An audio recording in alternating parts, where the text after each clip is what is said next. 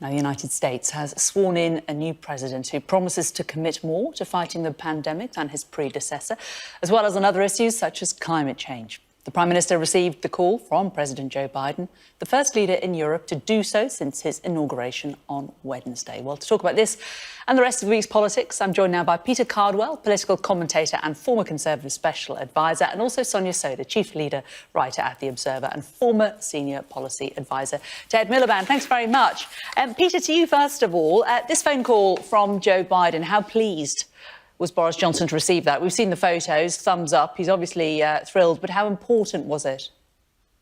Extremely important, a real vote of confidence in the special relationship, the first leader to be called outside, not just in Europe, but outside Mexico and Canada, which all American leaders speak to first. So I think it's a huge vote of confidence. Barack Obama, of course, said that if we voted for Brexit, we would be at the back of the queue in terms of America's thoughts, in terms of international relations. That has not been the case. And President Biden, I'm delighted to say, has been in touch with Boris Johnson. That thumbs up, I think we can all share, in that they had clearly a very useful conversation. The trade deal, of course, is the #1 item for Britain. That is absolutely vital. I think, despite the sceptics, it will happen a lot sooner than people think it will. And I think this heralds a new era and a very exciting era of British-American relations as we put the toxicity and the divisiveness of the Trump era behind us. And Sonia, a lot of people on the left had said that Boris Johnson really hadn't done well. He hadn't done enough to befriend Biden before the election, and that he would be on quite difficult ground. But this phone call slightly suggests the opposite.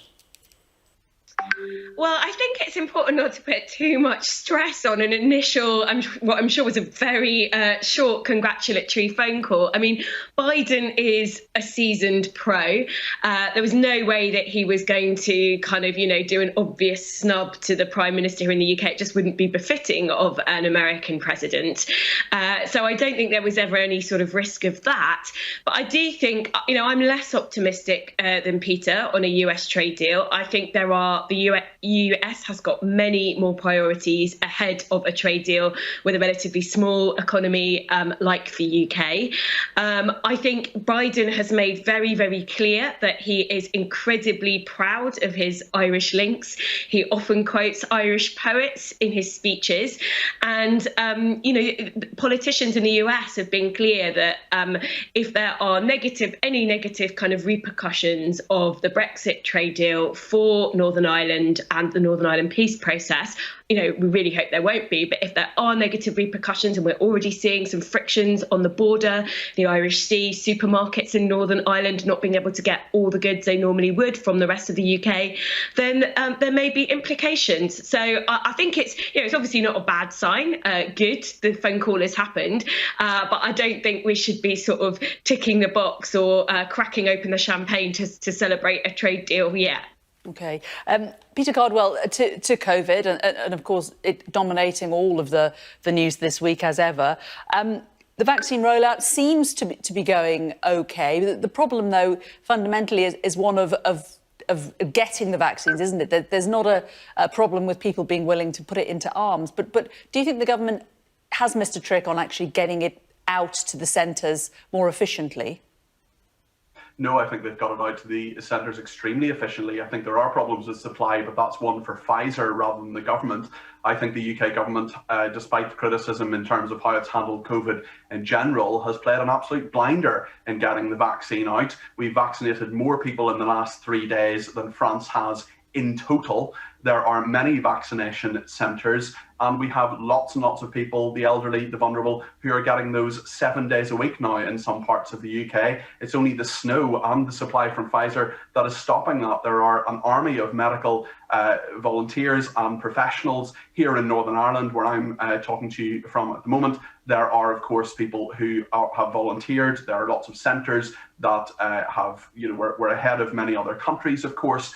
And it's really exciting. It's going to be the way out of COVID, and I think there's a lot of grounds for optimism. I think Matt Hancock is really in his stride and doing an excellent job as Health Secretary, and I think the government has really focused on the vaccines as the way out. The 3 of them now approved, and I think we're going to be in a much better position in a very short space of time. Yes, lockdown may of course be longer than we think it may be, but the end is in sight. The light is at the end of the tunnel. Sonia, do you think that's a fair point that Peter made, that there has been a lot of criticism of the government around its handling of COVID, but it seems that the vaccine rollout is going relatively smoothly? Absolutely. And I think you do have to say credit where credit's due. I've been very, very critical of some aspects of the government's pandemic response, which I think in some areas has been really shambolic. But I think on the vaccine, they are doing a really good job. It is going smoothly. There are always going to be sort of issues when you're sort of undertaking an exercise of this scale, trying to get your whole population essentially immunised within months. There are always going to be issues with kind of uneven rollout of supply, etc. And I think that's some of what we've been seeing. It very much at the moment does feel like a bit of a postcode lottery, whether you've had your vaccine or not. It can often depend on which area you're in, but that's kind of to be expected when you're rolling something like this out. And the top priority has to be vaccinating as many vulnerable people as quickly as possible. And, I don't think anyone can deny that from the procuring of the vaccines in the first place, I think the Vaccine Task Force did a really, really good job. If you look at the number of vaccines that the UK's got on order, that was really great. To actually getting it rolled out, I think it's going well, and I think the NHS deserves a lot of credit for that as well. Peter, though, still no news on schools going back. So many parents and so many children actually would really like to get back to school, to see their friends again.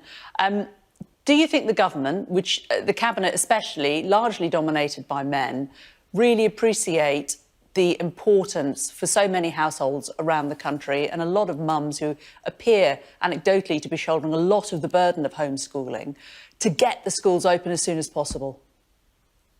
Yes, I've no doubt that women are bearing the greatest burden in terms of homeschooling, but dads are as well. And most members of the cabinet have children and know and are often at home themselves most of the time and understand what's going on. They're also getting a lot of information from people in their constituencies and elsewhere. So I think they are familiar with this. They know what's happening, but I think children do want to get back to school, but that has to be as safe as possible. I know there are calls for teachers to be prioritised for vaccinations.